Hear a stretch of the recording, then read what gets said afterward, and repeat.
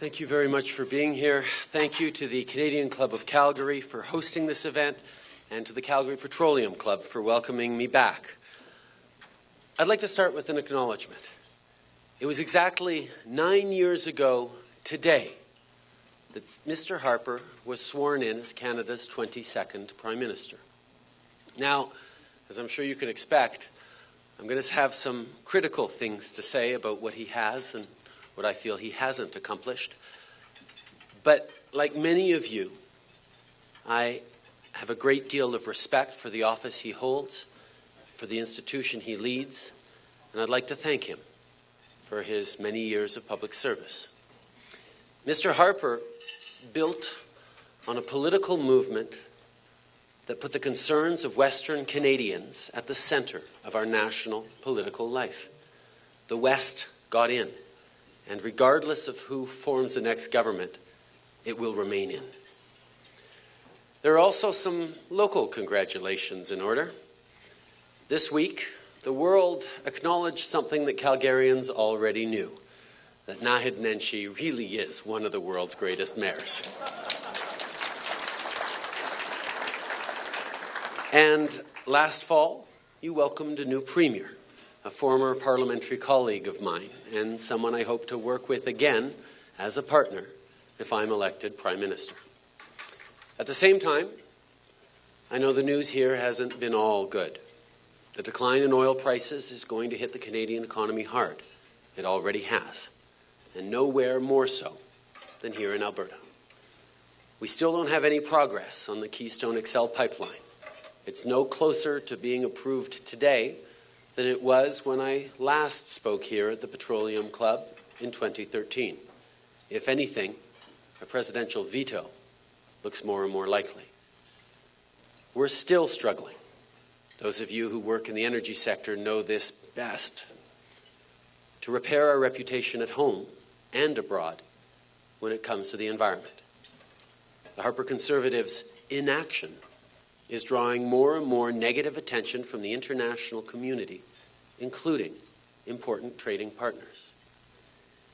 And the last of those two things, the lack of progress on Keystone and our still damaged reputation, are squarely the result of the other thing this federal government has failed to deliver: a sensible, credible approach to the environment and the economy.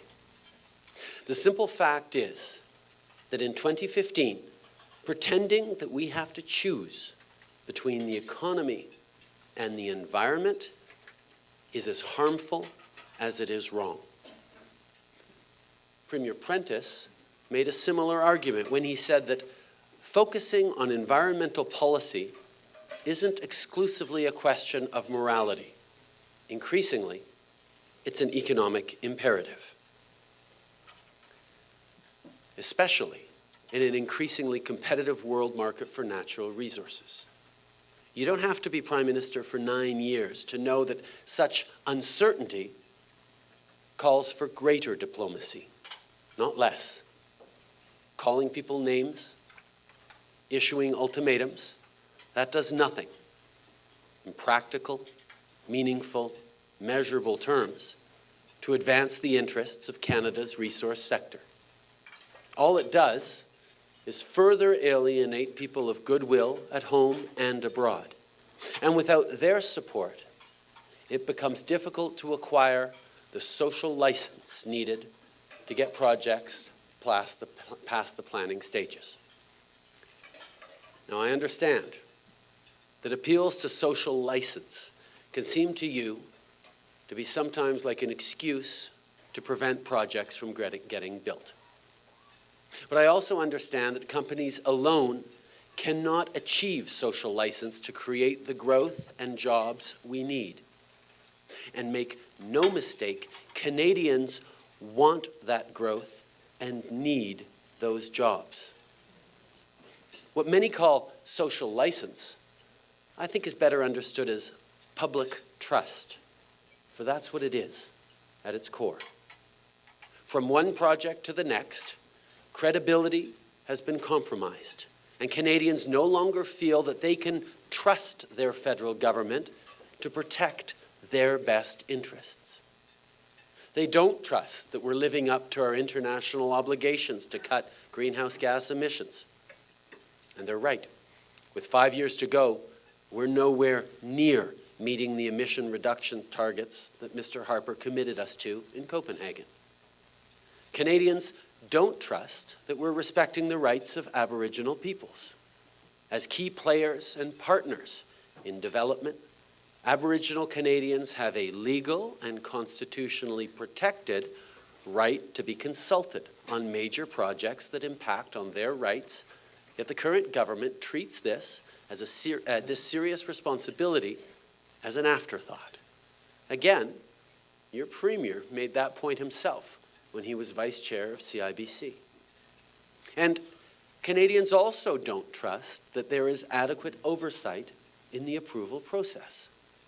It's hard to argue with that perspective when you have a government that buries significant changes to environmental protection laws deep in its massive budget and loudly proclaims their support for a project before hearings have even been completed.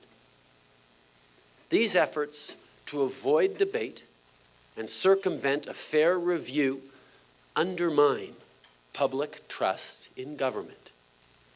And once there's a deficit of public trust, it's hard to get anything accomplished. In short, a lack of environmental stewardship is paralyzing major resource projects. So where does that leave us? If we want to restore our international reputation, something we need to do to create jobs and spur investment, we must take action, and we must do it now. If we want to get our resources moving, the federal government must act to regain the public trust here at home. And that starts with a mature and honest conversation about carbon pricing. Now, I know that many in this room believe that a price on carbon is good for the environment, for the economy, and for Alberta's oil and gas sector. Many companies already include a shadow carbon price in their financial and business modeling. You know Canada needs to have a price on carbon. The good news is we're already well on our way. In spite of Mr. Harper's hostility to the idea, British Columbia, Alberta, Quebec, and soon Ontario have all committed in various forms to a price on carbon. Combined, those jurisdictions represent over 86% of the Canadian economy. They are doing this because they know that climate change is real, that our children's future requires us to reduce carbon emissions, and that carbon pricing is an effective way to get us there. The problem is that the provincial approaches are uncoordinated and limited by lack of federal leadership. There's no way to ensure that all regions of the country are doing their part. It makes it difficult for the federal government to speak confidently and proudly for all Canadians about our environmental efforts when we talk to US legislators or international negotiators. These diverse political approaches do have one thing going for them, though. They reveal the genius of Canadian federalism. The efforts in Canadian provinces show once again that regional leadership can move Canada forward.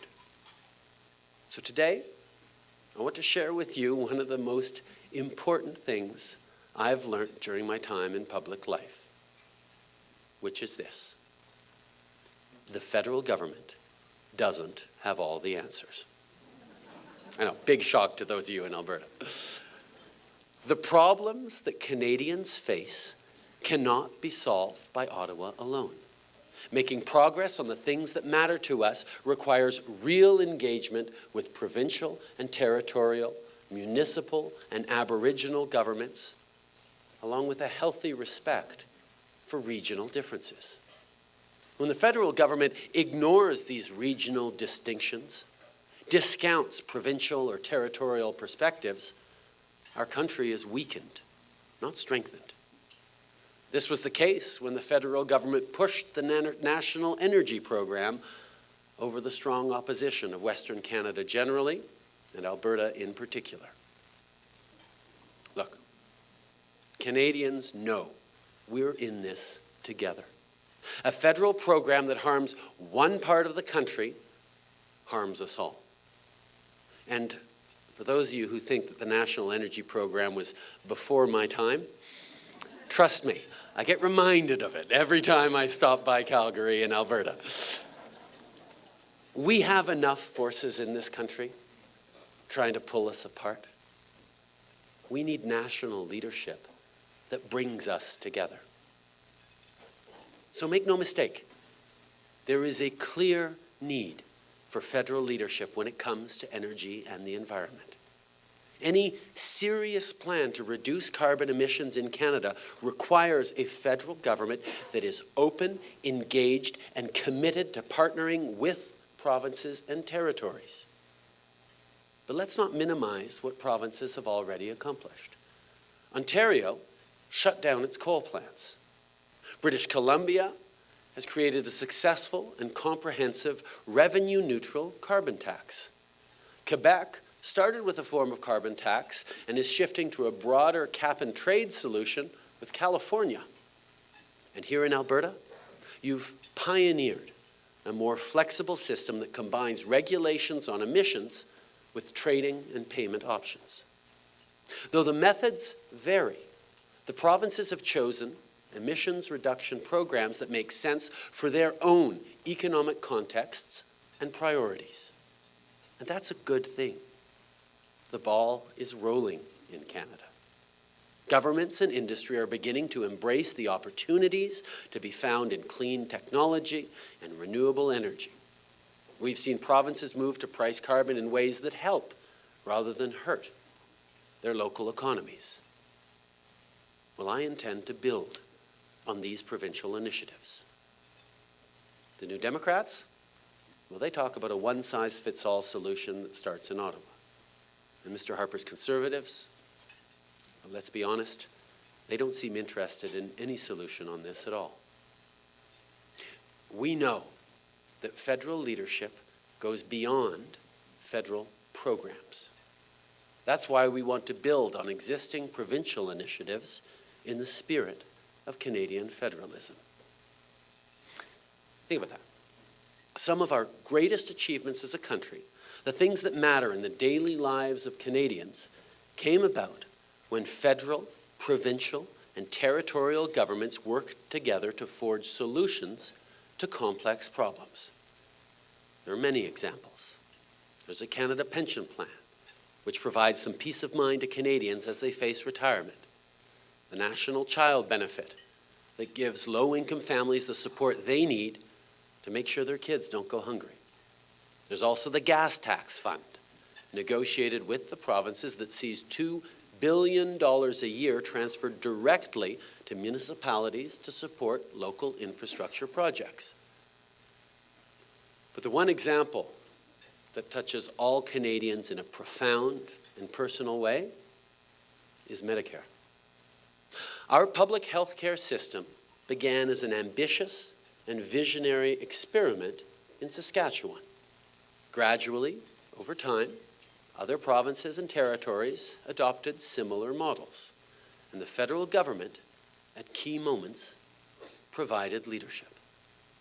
What the federal government did was identify principles of care and enshrined them in the Canada Health Act. The federal government encouraged provinces and territories to experiment and design healthcare systems that met their own circumstances, so long as the principles of the Canada Health Act were respected. And the federal government became a significant financial partner in the achievement of this national healthcare vision. Now, our healthcare system isn't perfect, but it does represent the best of Canadian federalism. It's flexible enough to respond to different regional needs while protecting the national principles Canadians hold dear. That's the approach I would bring to reducing our greenhouse gas emissions. As it stands, the provinces and territories have their own carbon reduction targets, which, added together, are quite similar to the targets that the Prime Minister committed Canada to. But as I mentioned, we're not collectively on track to meet those targets, not even close. As many of you know, the United Nations Climate Change Conference is scheduled for early December in Paris. If I have the privilege of forming a government in the fall, I will go to the Paris conference with two messages for our international partners. Number one, Canada takes its environmental responsibilities seriously, and we will do more in the fight against climate change. We will lead on climate change because it's the right thing to do and because it's good for our economy. Number two, getting our resources to market is a priority for Canadians, and we know that that economic success depends on us keeping our word on the environment. In Copenhagen, we endured the spectacle of Canadian premiers attacking the Canadian government. Well, we should go to Paris together with a common purpose.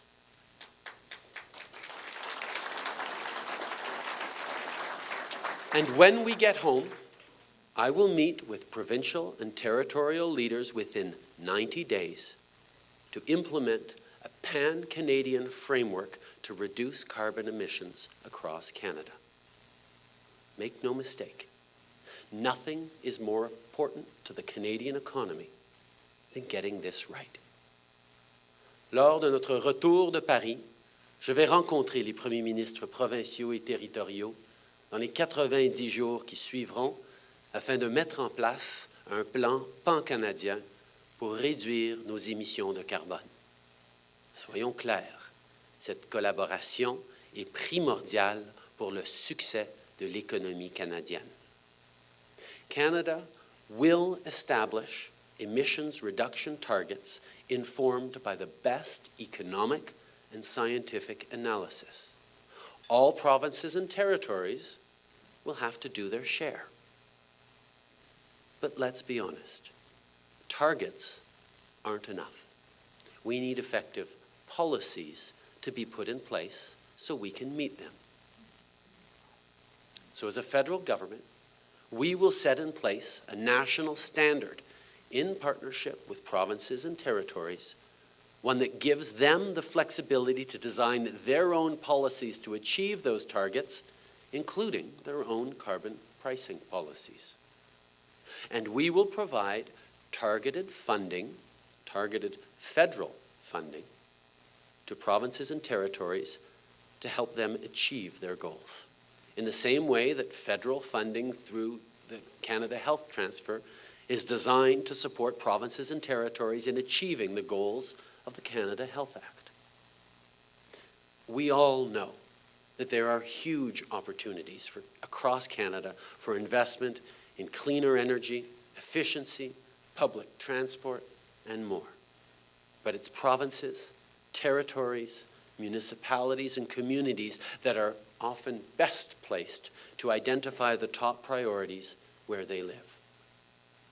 We need to start a new conversation in Canada, one that represents a respectful dialogue between governments and Canadians, one that positions Canada to be competitive in a global economy focused on reducing greenhouse gas emissions, one that reflects the best of who we are and shows it to the world. On an issue as challenging as climate change, in a country as diverse as Canada, we need a practical and pragmatic solution. I'm proud of the one we're putting forward today. History shows that Canada works best when all orders of government get together to solve the problems that matter to Canadians. Reducing carbon emissions and fighting climate change matter to me, they matter to Canadians, and they matter to the world. It's time we stepped up. Now, I'm the leader of the Liberal Party of Canada. My last name is Trudeau, and I'm standing here at the Petroleum Club in Calgary. I understand how energy issues can divide this country. But I also know that strong leadership can see us through the challenges we face. Not leadership by fiat, but leadership that listens, that respects our differences while bringing people together and keeping the door open to new and innovative ideas. I'm optimistic about Canada's future, and I know you are too. If we commit to the plan I've outlined today, we can repair our broken relationship and restore our public trust. I've spent a lot of time in Alberta, and I know people here want what all Canadians want. You want your children and your grandchildren to grow up healthy and prosperous. You want to leave a better country for your kids than you inherited from your parents. Canadians have solved bigger problems, and we'll solve this one too. And we will do it in the way that we always have, by working together. Merci beaucoup tout le monde.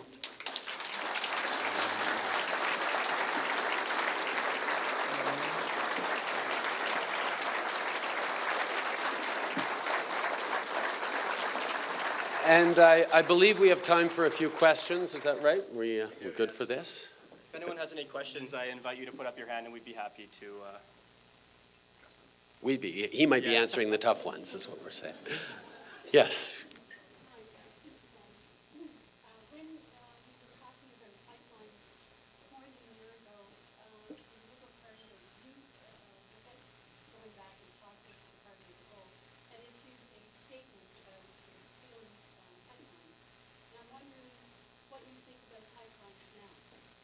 So the question was asking Mr. Trudeau what he thinks of the pipeline situation.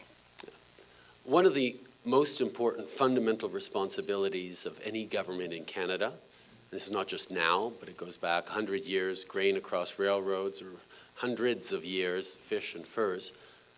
One of the fundamental responsibilities of the federal government is to get our resources to market. And getting those resources to market today means doing it in safe and responsible ways. And pipelines are definitely a part of that solution. The problem is that right now it is increasingly difficult to get that ephemeral social license, that public trust in these projects. And I understand the frustration that many of you in this room probably feel. That you follow the rules laid out by the government the best you possibly can, jump through hoops to achieve what you think are the markers and the milestones that are going to give this that social license, and then turn around and realize that the public's not granting it. And the challenge on that is the public no longer trusts this government in the processes it puts forward. So yes, companies need to work hard to achieve those important goals and the important markers that demonstrate a responsible project, whether it's environmental responsibility or buy-in from local communities or partnership with Aboriginal Canadians. But we also need people to look to a government and be reassured that the government is looking out for our collective long-term best interest. And the fact that over the past years, we have a government that has brushed aside the duty to consult and minimized environmental regulations and oversight hasn't made it easier to get those projects built, it's made it tougher because they haven't understood that the world has changed. And that even though governments grant permits, only communities now grant permission. And Canadians know that we need jobs, that we need growth, that we need resource development. They just want to know that they're not jeopardizing their future or their kids' future. And that's what government's supposed to do.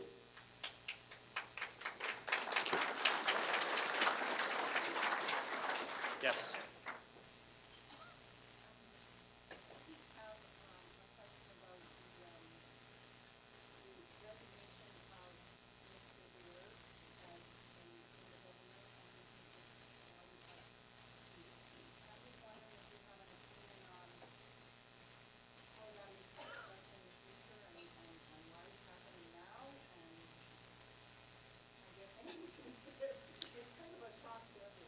So the question was about the resignation of Mr. Baird and the timing of it and how it impacts us going forward.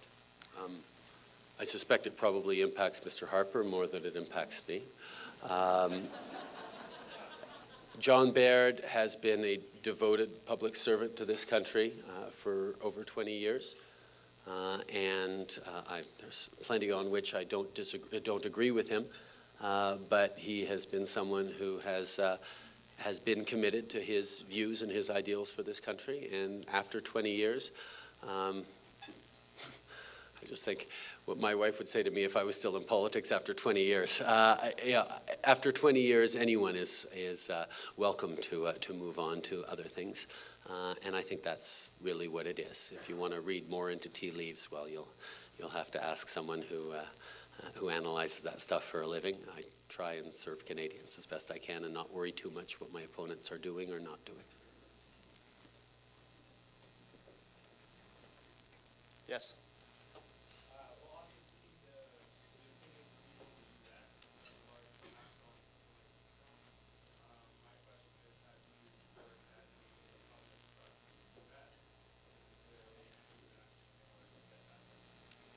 So the question was in the context of the Keystone Pipeline and American public opinion and how to potentially build public trust in the U.S. I think the fact that over the past years, it has been increasingly clear to people on the international stage that Canada is a laggard in terms of international environmental responsibilities. So you get a lot of people around the world who are worried about climate change, who are looking for something that they can point to or something to do. And the lack of environmental responsibility on the world stage by Canada has led to people being able to point to our oil sands and make them, entirely unfairly, the poster child for climate change. That if you block the pipelines, you can shut down the oil sands and save the planet. Well, that thinking is as simplistic as it is wrong, but it is based in very real fears and anxieties that people have about the planet.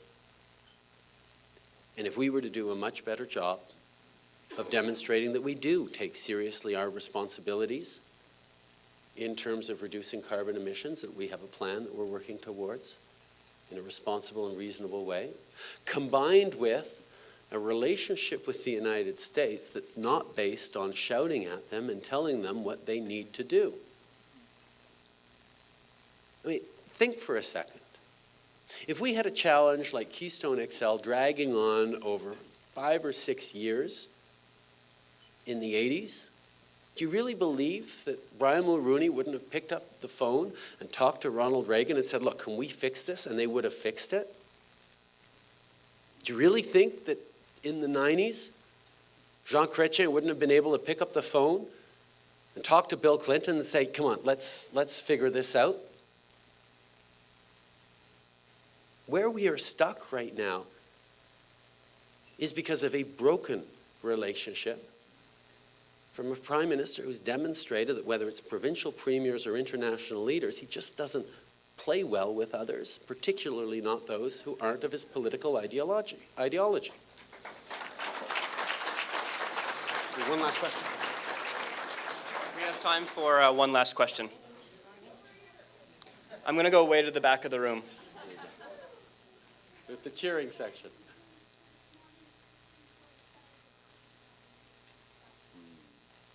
So the question was asking about the Supreme Court of Canada's decision this morning on assisted suicide. Thank you for that question. Obviously, the Supreme Court ruling has just come out, so I haven't had time to study and reflect on it in detail, but I can assure you that the Liberal Party of Canada deeply respects the Supreme Court of Canada and will consider and take very, very seriously what it has to say on this important matter. This is an issue that personally and deeply touches Canadians in our lives in a way that many public issues sometimes don't. Like many of us, I sat beside my father's bed for weeks while he faded. And it didn't come to the point of having to make this decision, but I very well understand the challenges that people are facing.